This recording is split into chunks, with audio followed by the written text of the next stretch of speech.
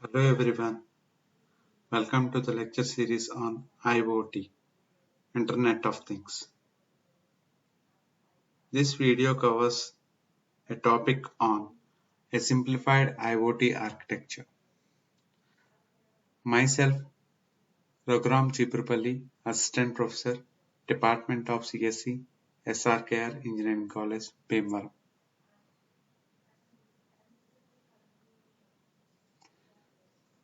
So, coming to the objective of this video is study about the simplified IoT architecture.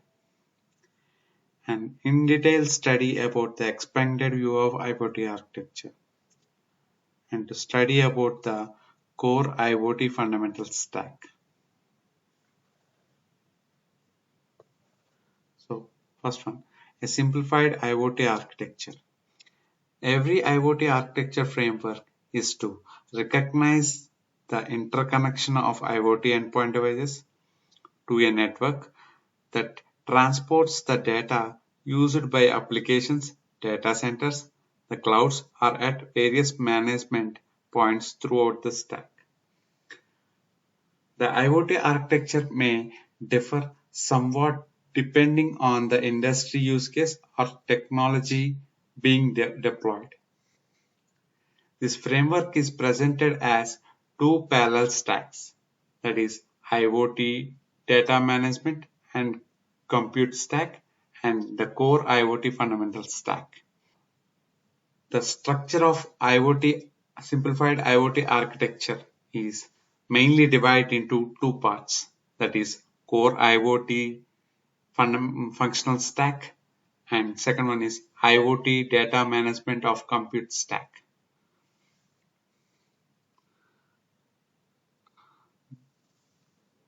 The presentation of core IoT fundamental stack is three-layered is meant to simplify your understanding of IoT architecture into most fundamental building block. The three-layered core IoT fundamental stacks are things, communication network, and applications. These are the three layers that are present in core IoT fundamental stack. Data management is aligned with each of three layers of core IoT fundamental stacks.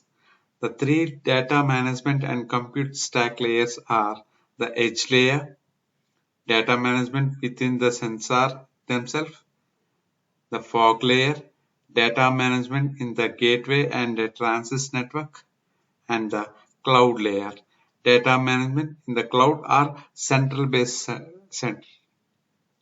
For better understanding on expanded view of simple IoT architecture presented as below. So this is the expanded view of simplified IoT architecture. The core IoT function stack can be expanded in sublayers containing great details and specified network functions. For example, the communication layer is broken down into four separate sublayers: the access network, gateway and block hall, IP transport, and operation and management sublayers. So coming to the application layer, it is divided into two parts, that is vertical specific apps and analytics. And the third one is things. Things are nothing but sensors and actuators. The application layer of IoT network is quite different from the application layer of typical enterprises networks. Instead of simple using business applications, IoT often involves a strong big data analytic components.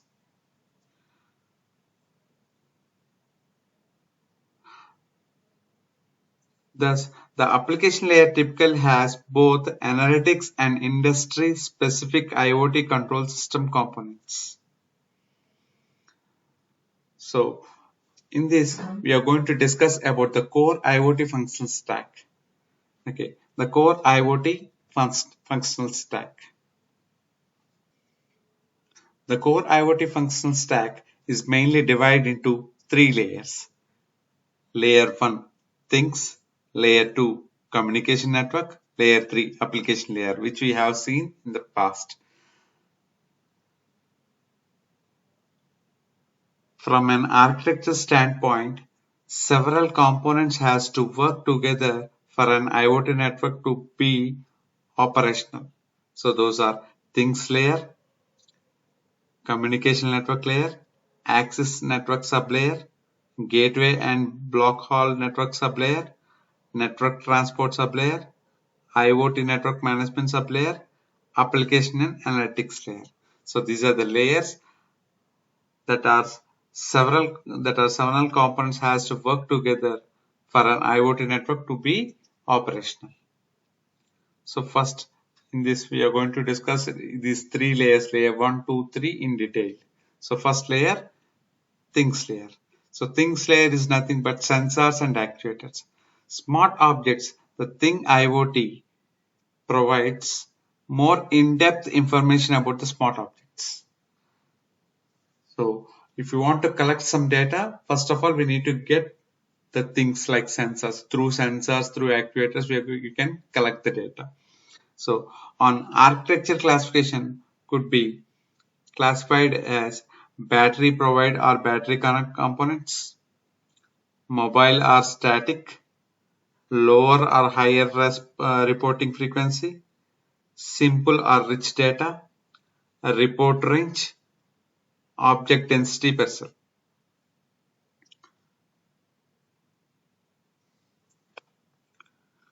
So first one, battery power or power components. This classification is based on whether the object carries its own energy supply or receives continuous power from external power supply. Okay, so coming to the mobile or static. So this classification is based on whether the thing should move or always stay at same location. A sensor may be mobile because it is moved from one object to another or because it is attached to moving objects. Okay, so third one, low or high reporting frequency. So this classification is based on how often the object should report monitored parameters. A rust sensor may report values once a month. A motion sensor may report acceleration several hundred times per second. Okay, so these are the examples for low or high report frequencies. Simple or rich data. So this classification is based on quantity of data exchange at each report cycle. Okay, so simple data is exchanging or rich data is exchanging. So similarly, as we seen in the previous example, so a rest sensor is reported monthly once, but coming to the motion sensor, it is reported per second. So the data is varied for both of them. So next one, a report range. This classification is based on the distance at which the gate A is located. For example, from your fitness bands to communicate with your phone, it need to be located a few meters away to at most.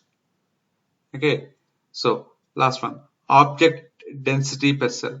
This classification based on number of smart objects with a similar need to communicate over a given area connected to the same gate. So this is about the first layer. So in the first layer, things come to the sensors and actuators. These are the architecture classifications should be take care. So come to the second layer, communication network layer. Once you have determined the influence of the smart object from the factory over its transmitted capability, so that is transmitted capability means nothing but a transmission range, data volume, frequency, sensor density, and mobility. You are ready to connect the object and communicate. Okay, compute and network assets used in IoT can be very different from those in IoT environment. Okay, so for the communication and network layer, accessing network sublayers are very important. Okay, They are a direct relationship between the IoT network technology and the type of connectivity topology. Okay, some access technologies you may encounter in IoT world and the expected transmission distance. Some access technologies are access technologies and distances. So if you see PAN, HAN, FAN, LAN, WAN, so a range not strictly defined. So nothing but so some devices they will work within the certain range. For example, PAN, Bluetooth, Mi-Wi, Zigbee, Z-Wave, ISA 100.11a, wireless HART, many other. So these all will work within the range of 5 kilometer only. Okay, so that is a greater than 10 centimeters to less than 5 kilometers. Depends upon the range the device will get works. Okay, so coming to the next level. So that is greater than 5 kilometer to less than 100 kilometer. Those are 3G, 4G, WiMAX, 3GPP, NB-IoT, WCDMA, etc. So the abbreviations of each and every one is given below. So if it is WPA and WPAN, wireless personal area network. LPWA, low power wide area network. Okay. So range estimates are grouped by categories named that illustrate the environment where data collections over the range is expected. Common groups are as follows: PAN, HAN, WAN, FAN, LAN. We already know about this. Okay, some technologies are fixed connectivity structures to extend communication possibilities. So, point-to-point topology, point-to-multi-points, mesh topology, star topology. You already seen in your computer networks how we are going to connect with each other. Okay, so this is a layer which is used mainly called as communication and network layer. Okay, so that means how the devices are things that are going to communicate, that is going to connect it. Okay, that are connected. How these in which range the which network is going to be used, how this connection is going to establish.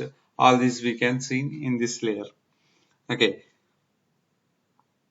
so coming to the third layer, application layer.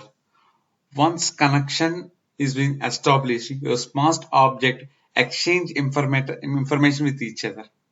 As soon as your IoT network spans more than few sensors, the power of Internet of Things appears in the application that makes use of the information exchange with the smart objects. Okay, exchange with the smart objects. Some comparisons of different types of applications are analytic versus control applications. That means analytic applications versus control applications. Data versus network analytics, smart services. So analytic versus control applications. This type of applications collects data from multiple smart objects, process the collected data, and displays the information result from the data that was processed. Okay, control applications. The type of applications controls behind the smart objects or the behavior of one object related to smart objects. For example, a pressure sensor may connect to a pump. A control application increases the speed when the connected sensor detects a drop in pressure.